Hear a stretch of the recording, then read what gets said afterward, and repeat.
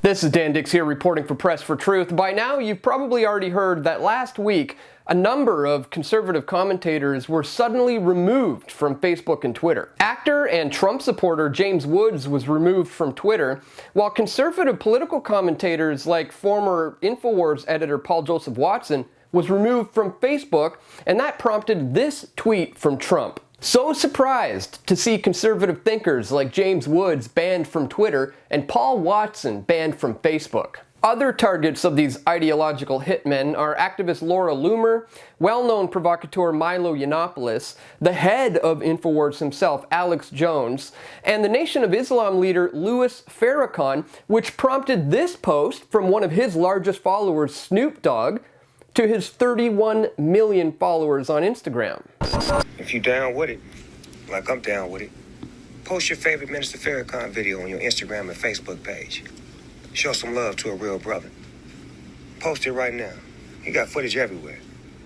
If you ain't got none, snatch it off of YouTube. It's everywhere. Put up some Minister Louis Farrakhan footage. Show some love. Show what he really be talking about. Educating, truth. Can't ban all of us. Well, you're right about that, Snoop Dogg. They can't ban us all. But what they can do is attempt to shape and mold our ideas and opinions of the masses by controlling the narrative and by silencing anyone who goes against the status quo. So in today's video, we're going to show you who else is on the chopping block of these major tech companies, and more importantly, what you can do about it. But just before we do, since we're dealing with the topic of censorship today, I want to encourage you to check out a new decentralized social media network site called Pocketnet, where content is voted on by the users, not by mods who have the power to censor. Plus, you can earn a cryptocurrency called Pocketcoin just for simply posting. And when you use the link in the description to sign up today, you'll get 5 free Pocketcoins, and you'll be automatically subscribed to Press for Truth, where we can't be censored. So if you care about free speech, please check out pocketnet.app today. So the banning of conservative political commentators has been recognized by the President of the United States, Donald Trump, and he once again recently chimed in on the matter, saying this: "I am continuing to monitor the censorship of American citizens on social media platforms. This is the United States of America, and we have what's known as freedom of speech. We are monitoring and watching closely." Well, if he really wants to promptly monitor the situation, he needs to recognize that this is a global agenda, and there are conservative voices being silenced in Canada as well, like yours truly, Press for Truth. This article does a good job of summarizing what happened. It says, one Facebook page included in the purge, but not officially listed by Facebook in the purge, was Canadian libertarian conservative political commentator / citizen journalist Dan Dix at Press for Truth. Dix's Facebook page had over 350,000 followers at the time Facebook decided to shut him down. Progressive political media outlet and advocacy group North 99 cited Press for Truth as the most popular conservative Facebook page in the country in 2017. And as you can see here, we're listed here as having the largest conservative page, outranking Ontario Proud, Rebel Media, and others, but nobody's covering this. So let's continue. Dix, a 39-year-old Vancouverite who used to work in the CanCon industry, founded Press for Truth in 2006. "They accused me of spamming, which is something I certainly haven't done," said Dix in a phone interview, "and they said it was either spamming or that my page was being operated from a fake account, which is something I also haven't done." Asked why he thinks he was banned, he summarizes that it was because of his day-to-day anti-establishment political coverage.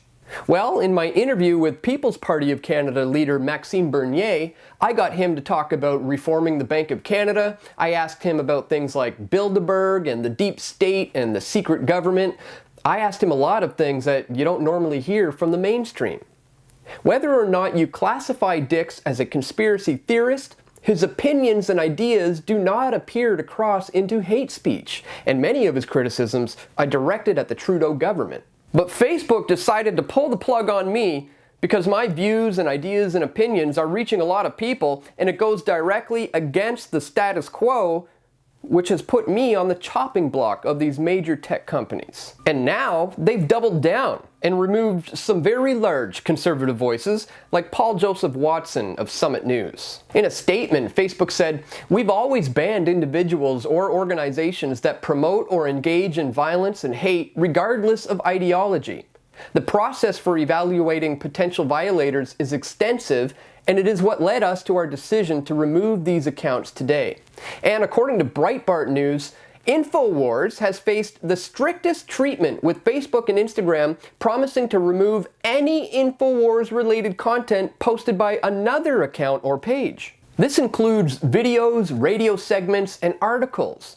Any groups related to the banned figures or Facebook events promoting them will also be removed, according to a Facebook spokesperson. They are completely memory-holing InfoWars, and regardless of what you think of Alex Jones, or Paul Joseph Watson, or Louis Farrakhan, or myself, the reality is we must support the fallen, and we have to expose what's happening now so it doesn't continue. So Snoop Dogg actually had it right. They can't ban us all, and we need to double down and send a clear message that we have the fate of Facebook and Twitter in our hands. We can leave their platforms at any time we want to, and there are plenty of other platforms out there that are being developed right now that are providing a censorship-resistant network. And Vox.com begs an obvious question: is Facebook a public square or a publisher?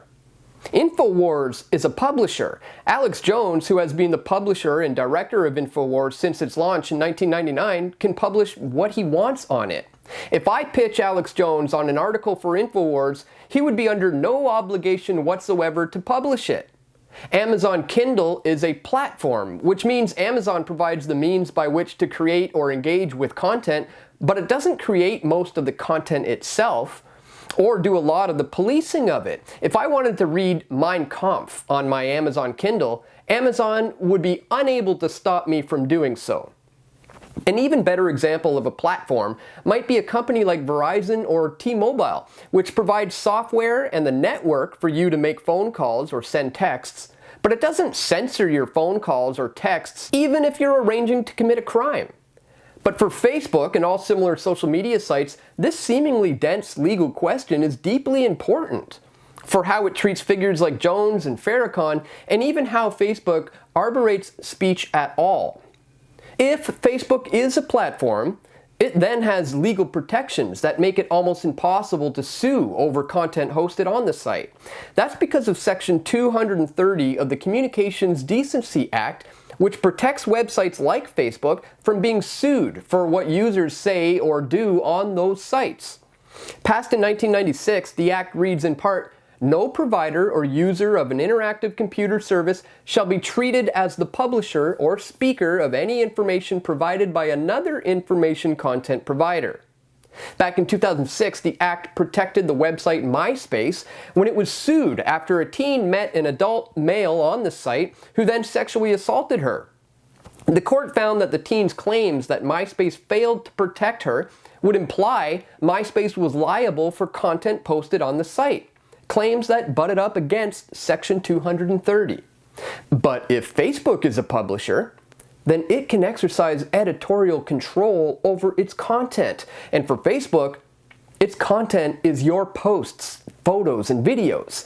That would give Facebook carte blanche to monitor, edit, and even delete content and users it considers offensive or unwelcome according to its terms of service. Folks, Alex Jones dubbed this the information war because that's exactly what this is.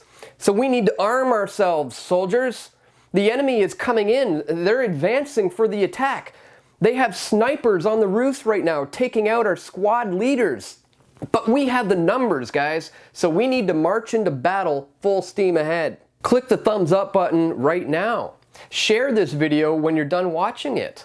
Check the links in the description to find out how you can financially support us. And perhaps most importantly, be sure to subscribe to us here on all these various alternative, decentralized, censorship-resistant platforms. Links are located in the description below. And if you'd like to help keep Press for Truth around, please check me out on Subscribestar. It's a new Patreon alternative website where you can support content creators like me who are currently on the establishment's chopping block because they don't like the things I have to say. But if you like the things I have to say, please click the thumbs up button, share this video, and be sure to subscribe to us here on Press for Truth if you're not already.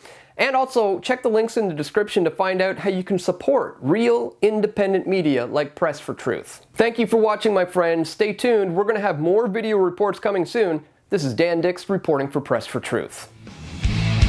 We all want truth.